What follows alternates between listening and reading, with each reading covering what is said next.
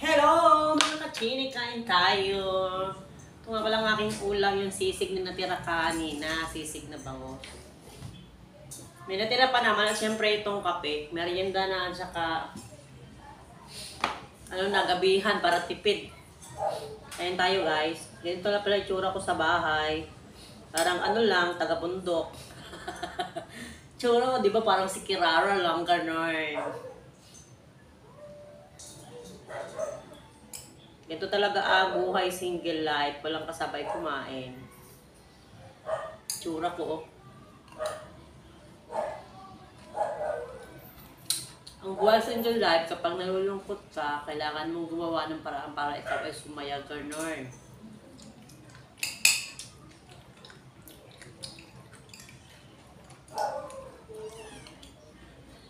Muning! Muning! Mamaya ka nakakain mo ning. O, diba? Ang tsaka ko. Ang tsaka ni Chini. Grabe. Ganyan ang itsura ko pag nasa bahay ako.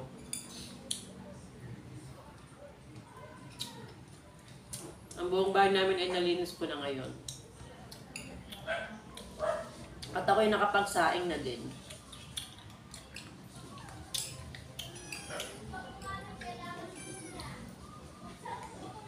Ang mga kasama ko ngayon ay pusa. Yan yung pusa ko ito. Yan yung aking pusa. Yan. Ano kong ginagawa ng pusa na yan? Ito yung isa. Yan. Nangihingi ng pagkain. Yan. Diba?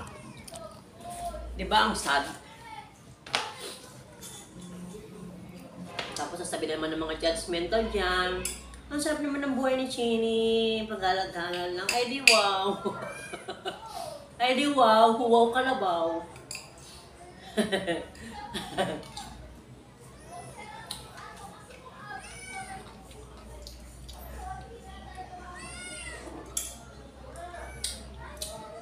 Aha. Ah.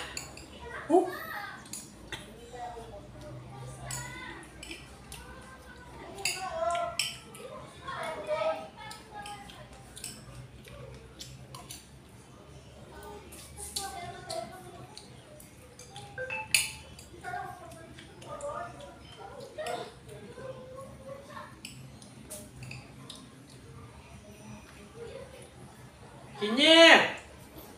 Hey!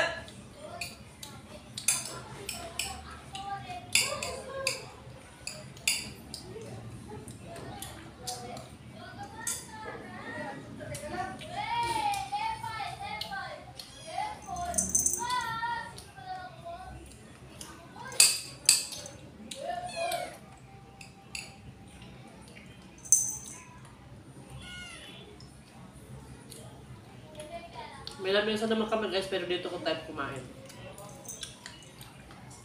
Naglalamesa nga ako, wala naman ako kasi hindi pa. Huwag na maglamesa.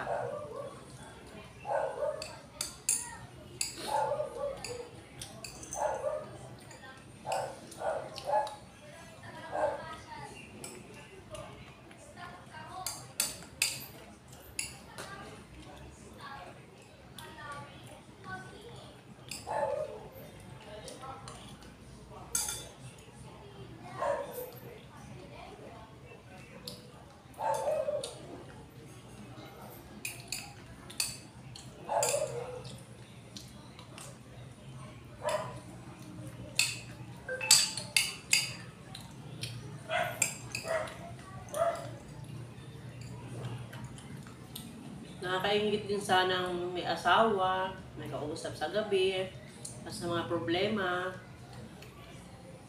Tapos, may nagbibigay sa'yo ng pera, kasi katapusan, ganon. Kaso, wala akong ganon. Kaya ito, tawa-tawa lang.